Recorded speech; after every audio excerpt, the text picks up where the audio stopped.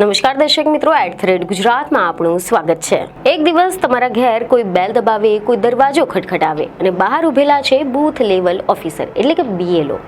હાથમાં એક ફાઇલ, અંદર છે કાગળો અને અગણિત લોકોના લોકશાહી અધિકારનો સાક્ષી। આ છે ગુજરાતનું SIR એટલે કે સ્પેશિયલ ઇન્ટેન્સિવ રિવિઝન, મતદાર યાદીની સૌથી મહત્વપૂર્ણ અને સૌથી વ્યસ્ત પ્રક્રિયા। જો કે 4 નવેમ્બરથી ગુજરાતભરમાં હજારો BLO ઘેર ઘેર જઈ રહ્યા છે, ફોર્મ આપી રહ્યા છે, કોઈનો ડેટા ચેક કરે છે, કોઈનો સુધારો કરાવે છે, પરંતુ કદાચ કોઈ એવા પણ હશે કે જેમની સાથે કદાચ એક સમસ્યા સર્જાઈ હશે। તમે કહો કે મારા ઘેર તો કોઈ ફોર્મ જ આવ્યું નથી। જી હા, આ સવાલ કેટલાય લોકોના મનમાં હાલ ઉઠી રહ્યા હશે। તો એ સ્થિતિમાં શું કરવું જોઈએ, ક્યાં તપાસવું જોઈએ, નામ સામેલ કેવી રીતે કરાવવું જોઈએ? તો આજના વિડીયોમાં અમે તમને આ અંગેની પ્રોસેસ, ડોક્યુમેન્ટ, તારીખો અને સોલ્યુશન બધું જ સમજાવીશું, એ પણ બહુ જ સરળ ભાષામાં। તો આજે અમે ગુજરાતના નાગરિકો માટે એક ખૂબ જ અને મહત્વપૂર્ણ જાણકારી લાવ્યા છે, જે છે મતદારની યાદી એટલે કે સ્પેશિયલ ઇન્ટેન્સિવ રિવિઝનની પ્રક્રિયા વિશે। જેમાં સૌ પ્રથમ વાત કરીશું સૌથી વધારે પૂછાયેલા સવાલની, કે જો કોઈના ઘેર મતગણતરીનું ફોર્મ આવ્યું જ ન હોય તો શું કરવું જોઈએ અને કેમ આ ફોર્મ પહોંચ્યું નથી? તો તમને જણાવી દઈએ કે SIRની શરૂઆત પછી ઘણા લોકોને ગણતરીનું ફોર્મ નથી મળી રહ્યું, જેનું કારણ સરળ છે। ક્યારેક સરનામા બદલાઈ જાય છે, ક્યારેક ઘર બંધ હોય અથવા તો ક્યારેક BLO ફરી આવે છે, પરંતુ તે વ્યક્તિ ત્યાં મળતો જ નથી। આના પાછળ પણ ફોર્મ ન મળ્યું હોય તો બે શક્યતાઓ પણ છે, કે તમે પહેલેથી જ મતદાર છો પરંતુ ફોર્મ પહોંચ્યું નથી, તમારી મતદાર તરીકે નોંધણી થઈ જ નથી, પરંતુ શું તમે આ બંનેમાં ક્યાંય આવો છો તો કેવી રીતે જાણી શકાય? એટલે કે તમારું નામ મતદાર યાદીમાં છે કે નહીં તે કેવી રીતે તપાસશો? તો એનો જવાબ સરળ છે। જો EPIC એટલે કે ઇલેક્શન ફોટો આઈડેન્ટિટી કાર્ડ તમારી પાસે છે તો એ નંબર વડે ચૂંટણી પંચની વેબસાઇટ કે પછી એપ પર આ બંને પર તમારું નામને તમે શોધી શકો છો। EPIC ન હોય તો કોઈ સમસ્યા નથી, તમારા નામ પ્લસ તમારી જન્મ તારીખ નાખીને પણ શોધી શકાય છે। આ સિવાય જો તમને તમારા માતા પિતા કે સગા કયા બૂથમાં વોટ કરે છે તેની જાણ હોય તો તમે એ જ બૂથની યાદીમાં પણ તમારું નામ તપાસી શકો છો। હવે જો તમને એમ છતાં પણ તમારું નામ તમને ક્યાંય મળતું નથી તો એવી સ્થિતિમાં શું કરી શકાય? તો એનો અર્થ બેમાંથી એક છે, કે તમે ક્યારેય મતદાર તરીકે નોંધાયા જ નથી, અથવા તો આના અગાઉ નોંધાયા હતા પરંતુ તમારું નામ ડિલીટ થઈ ગયું હશે। તો આવામાં ચિંતા કરવાની જરૂર નથી। SIRનો બીજો તબક્કો આવા જ એટલે કે તમારા જેવા કેટલાય લોકો માટે છે। વ્યક્તિનું નામ ક્યાંય ન મળે તો ચૂંટણી પંચે જાહેર કરેલા નોટિફિકેશન પ્રમાણે સ્પેશિયલ ઇન્ટેન્સિવ રિવિઝન પ્રક્રિયાના બીજા તબક્કામાં તેઓ નવા મતદાર તરીકે નોંધણી કરાવી શકે છે, જેમાં 9મી ડિસેમ્બર 2025થી 8 જાન્યુઆરી 2026 સુધી તમે નવા મતદાર તરીકે ફોર્મ 6 ભરી શકો છો। યોગ્ય દસ્તાવેજો આપો અને તમને નવા EPIC નંબરવાળું નવું મતદાર કાર્ડ મળી જશે। હવે જાણીશું કે BLO એટલે શું અને તેમની જવાબદારીઓ શું હોય છે। તો મીડિયા અહેવાલનું સારી એવી માહિતી સામે આવી છે કે નવેમ્બર મહિનાથી ડિસેમ્બર મહિનાના પ્રારંભ સુધીમાં મતદાર યાદીના સ્પેશિયલ ઇન્ટેન્સિવ રિવિઝનની પ્રક્રિયામાં ગણતરીનો તબક્કો હાથ ધરાશે, જેની મોટી જવાબદારી ચૂંટણી પંચના આ સંદર્ભના હુકમ અનુસાર BLOની રહેશે।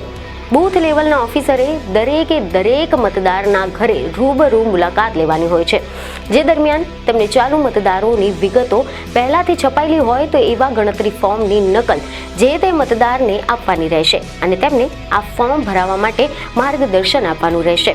આ દરમિયાન જો BLOની કોઈ ઘર બંધ મળી આવે તો તેમને જે તે ઘરના દરવાજાની નીચે આ ફોર્મને સરકાવી દેવાનું રહેશે અને બાદમાં આ ફોર્મ ભરીને કલેક્ટ કરવા માટે આવા મતદારના ઘરેથી ઓછામાં ઓછા 3 વખત મુલાકાત લેવાની રહેશે।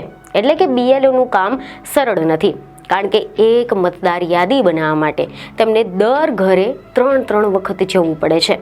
પહેલી વાર ફોર્મ આપવાનું, બીજી વાર કલેક્ટ કરવાનું અને ત્રીજી વાર દસ્તાવેજોની ચકાસણી કરવાની। અને જો ઘર બંધ હોય તો ફોર્મ દરવાજા નીચે સરકાવી દેવું પડે અને પછી આવીને કલેક્શન કરવું પડે।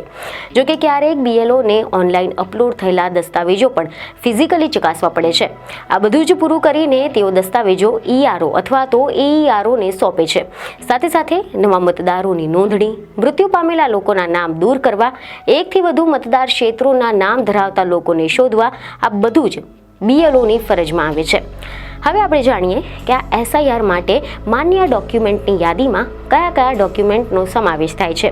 તો તમે જણાવી દઈએ કે આ યાદીમાં સરકારનું ઓળખપત્ર, પેન્શન ઓર્ડર, 1987 પૂર્વેની સરકારી ID, જન્મ પ્રમાણપત્ર, પાસપોર્ટ, શૈક્ષણિક પ્રમાણપત્ર, કાયમી સરનામાના પુરાવા, વન અધિકારી પ્રમાણપત્ર, જાતિ પ્રમાણપત્ર, આધાર કાર્ડ, ફેમિલી રજિસ્ટર, સરકાર તરફથી જમીન મકાન ફાળવણીનો પુરાવો અને નેશનલ રજિસ્ટર જે જગ્યાએ લાગુ પડતું હોય તે. તમે જણાવી દઈએ કે 4 નવેમ્બરથી શરૂ થયેલી આ કામગીરી હવે તેના પ્રથમ તબક્કાના અંત તરફ વધી રહી છે. હાલ તો ચૂંટણી પંચે ગુજરાત સહિત 12 રાજ્યો અને કેન્દ્રશાસિત પ્રદેશોમાં SIRની કાર્યવાહી શરૂ કરી નાખી છે. આના માટે BLO એટલે કે બૂથ લેવલના ઓફિસરો આખા ગુજરાતમાં ઘેર ઘેર જઈને SIR માટેના જે ડોક્યુમેન્ટ છે, જે ફોર્મ સોંપી રહ્યા છે અને ઘેર ઘેર જઈને આ ફોર્મ સોંપવાનો અને સ્વીકારવાનો તબક્કો 4 ડિસેમ્બર 2025 સુધી ચાલુ રહેશે. ત્યારબાદ 9 ડિસેમ્બર 2025ના રોજ ડ્રાફ્ટ મતદાર યાદી જાહેર થશે અને ડ્રાફ્ટ મતદાર યાદી જાહેર થાય ત્યાર પછી તેની સામે કોઈ વાંધો હોય તો પછી 9 ડિસેમ્બર 2025થી 8 જાન્યુઆરી 2026 સુધી વાંધા નોંધાવી શકાય છે. આ દરમિયાન 9 ડિસેમ્બર 2025થી 31 જાન્યુઆરી 2026 સુધી સુનાવણી અને વેરિફિકેશનનો તબક્કો રહેશે અને 7મી ફેબ્રુઆરી 2026ના રોજ અંતિમ મતદાર યાદી જાહેર થશે. અંતમાં એક મહત્વની અપીલ: આ ફોર્મ મળે કે ન મળે, પરંતુ મતદાર યાદીમાં તમારું નામ હોવું એ અત્યંત જરૂરી છે. કારણ કે તમારો મત એ ફક્ત અધિકાર નથી, તે દેશના ભવિષ્યને દિશા આપે છે. તમારો એક મત તમારા પરિવારના ભવિષ્યને અસર કરે છે, તમારા શહેરની દિશા નક્કી કરે છે અને રાજ્ય અને દેશે શું માર્ગ પસંદ કરવો તે કહે છે. અને આ SIRનો ઉદ્દેશ એ દરેક યોગ્ય નાગરિકને મતદાર બનાવવાનો છે. જેથી કરીને જો તમને ફોર્મ મળ્યું ન હોય તો ચિંતા કરવાની જરૂર નથી. બીજા તબક્કામાં તમારા માટે આ તક ઉપલબ્ધ રહેશે. ગણતરીનું ફોર્મ ન આવ્યું હોય તો પણ ફોર્મ ભરવાની તક છે. નામ ગાયબ થઈ ગયું હોય તો પણ નામ સામેલ કરવાની પણ તક છે. એટલે કે પસંદગી તો એક જ છે: મતદાર બનવું અને મત આપવો. સમયસર ફોર્મ ભરો, દસ્તાવેજો તૈયાર રાખો અને ભારતમાં લોકશાહી મજબૂત બનાવવા માટે તમારું યોગદાન આપો. કારણ કે મતદાન એ ફક્ત આપણો હક નથી, આપણી સૌથી મોટી તાકાત, પાવર પણ છે. તો આ વખતે દરેક ઘરથી, દરેક પરિવારથી અને દરેક નાગરિકનું નામ મતદાર યાદીમાં હોવું જોઈએ. તો આશા છે કે આ માહિતી તમને મહત્વની લાગી હશે, જેથી અમારા વિડીયોને લાઇક અને શેર જરૂરથી કરજો. બીજને ખબરો સાથે ફરી મળીશું. ધન્યવાદ.